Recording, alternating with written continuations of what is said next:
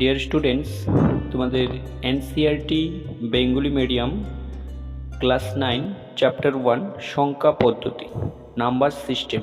ওকে, তো আমাদের অনুশীলন করানোর পূর্বে আমাদের কিছু সংখ্যা জানতে হবে। যেমন এখানে আমি 7টা সংখ্যা লিখলাম, 7টা সংখ্যার সংজ্ঞা লিখতে হবে। যেমন স্বাভাবিক সংখ্যা কাকে বলে? Natural number. ওকে, তো স্বাভাবিক সংখ্যা বা ন্যাচারাল নাম্বার কাকে বলা হয়? আমরা লিখব এখানে আনসারটা লিখব 1 থেকে শুরু করে 1, 2, 3, 4 ডট ডট দিয়ে যতগুলি অসীম বিস্তৃত সংখ্যা রয়েছে সকল সংখ্যাগুলিকে আমরা একসাথে কি বলব? স্বাভাবিক সংখ্যা বলবো। অসীম বিস্তৃত সংখ্যাগুলিকে স্বাভাবিক সংখ্যা বলা। এই স্বাভাবিক সংখ্যাগুলি আমাদের প্রকৃত সংখ্যা, যেগুলি আমরা ছোটোবেলা থেকে 1, 2, 3, 4 ইত্যাদি পরে আসছি, এগুলিকে স্বাভাবিক ন্যাচারাল প্রকৃতি সংখ্যা বলা। নেক্সট, সমগ্র সংখ্যা কাকে বলে? মানে হোল নাম্বার। সমগ্র সংখ্যা বলতে আমরা যে স্বাভাবিক সংখ্যা আছে তার সাথে শূন্যকে যোগ করব। যেমন শূন্য থেকে শুরু করে যত স্বাভাবিক সংখ্যা আছে সবগুলিকে আমরা একসাথে কি বলবো? সমগ্র সংখ্যা বলবো। তো 0, 1, 2, 3, 4 ডট ডট ইত্যাদি অসীম সংখ্যাকে, অসীম বিস্তৃত সংখ্যাগুলি আমরা সমগ্র সংখ্যা বলবো। ওকে, তো নেক্সট দেখো 3 নম্বরে কি লিখলো? অখণ্ড সংখ্যা কাকে বলে? অখণ্ড সংখ্যা। তো অখণ্ড সংখ্যা কোথা থেকে শুরু হয়? শূন্য সহ সকল ধনাত্মক এবং ঋণাত্মক সংখ্যাকে আমরা একসাথে কি বলবো? অখণ্ড সংখ্যা বলবো। শূন্য সহ সকল ধনাত্মক ও ঋণাত্মক সংখ্যাকে একসাথে আমরা অখণ্ড সংখ্যা বলবো। এখানে লিখে দিবে, যেমন 0 আমরা লিখলাম, তার বাঁ দিকে আছে কত? -1, -2, -3, এইভাবে ডট ডট থাকবে অসীম বিস্তৃত সংখ্যা, এবং ডান দিকে আমাদের প্লাস থাকবে 1, 2, 3 ডট ডট ইত্যাদি অসীম বিস্তৃত সংখ্যা। এইগুলি আমরা অখণ্ড সংখ্যার মধ্যে লিখতে পারি। অখণ্ড সংখ্যাকে আমরা জানি দুটি ভাগে ভাগ করা যায়, একটা ঋণাত্মক অখণ্ড সংখ্যা এবং ধনাত্মক অখণ্ড সংখ্যা। তো এখানে শূন্যের বাঁ দিকে যত সংখ্যাগুলি আছে এগুলি হবে আমাদের কি?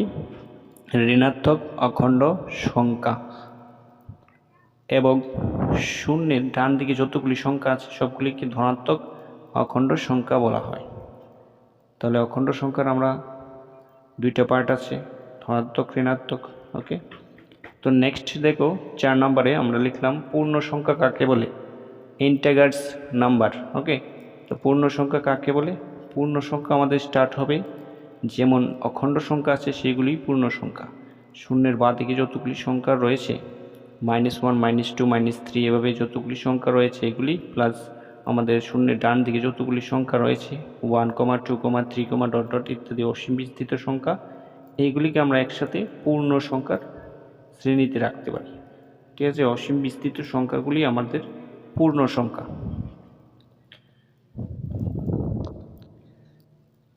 তাহলে পূর্ণ সংখ্যা কাকে বলে বললে কি লিখবে?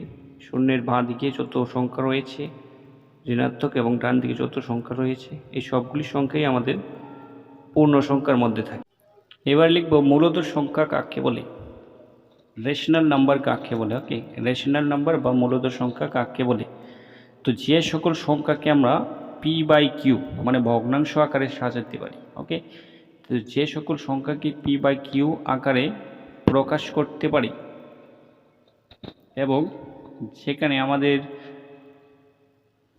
দেখো যে সকল সংখ্যাকে p/q আকারে প্রকাশ করা যায় এবং সেখানে p ও q হলো পূর্ণ সংখ্যা হবে, এবং কিউর মান কখনো 0 হবে না, কিউ নট ইকুয়াল টু 0 হবে। ওকে, তারাই হবে মূলদ সংখ্যা।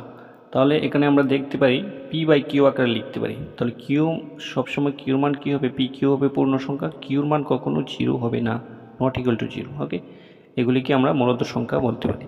কিছু এক্সাম্পল দিই, যেমন আমরা লিখতে পারি এখানে মূলদ সংখ্যার মধ্যে 0 থেকে শুরু করতে পারি। 0 আছে আমাদের এখানে, 0 আছে মূলদ সংখ্যা 0, তারপরে 1, 2, 3 বা 1/2 ইত্যাদি সংখ্যা আমাদের মূলদ সংখ্যার মধ্যে আছে। এবার অমূলত সংখ্যা কাকে বলে?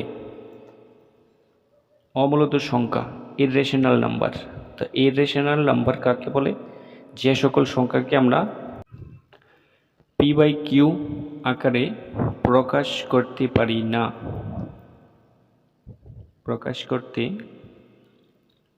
না, বা প্রকাশ করা যায় না, যেখানে p ও q পূর্ণ সংখ্যাই হবে। ঠিক আছে, pq হলো পূর্ণ সংখ্যা এবং q নট ইকুয়াল টু 0 হবে, তাদেরকে বলা হয় অমূলত সংখ্যা।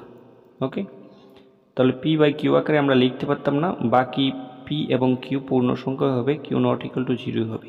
ওকে, সেম তোমাদের মূলত সংখ্যার মতোই, শুধুমাত্র লিখবে এখানে p/q আকারে প্রকাশ করা যায়।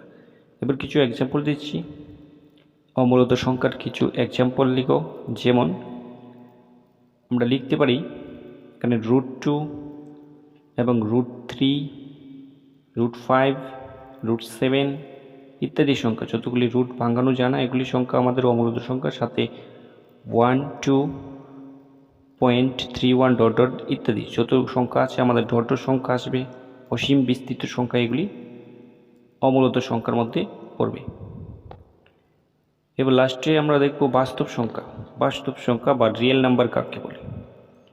তো রিয়েল নাম্বার বা বাস্তব সংখ্যা তাদেরকে বলা হয় যে সংখ্যাগুলি মূলত এবং অমূলত সংখ্যাকে নিয়ে গঠিত হয়। তো আমরা লিখব মূলত সংখ্যা এবং অমূলত সংখ্যা সমষ্টিকে আমরা বলতে পারি বাস্তব সংখ্যা। তো মূলত এবং অমূলত সংখ্যাগুলিকে একসাথে আমরা বলতে পারি বাস্তব সংখ্যা।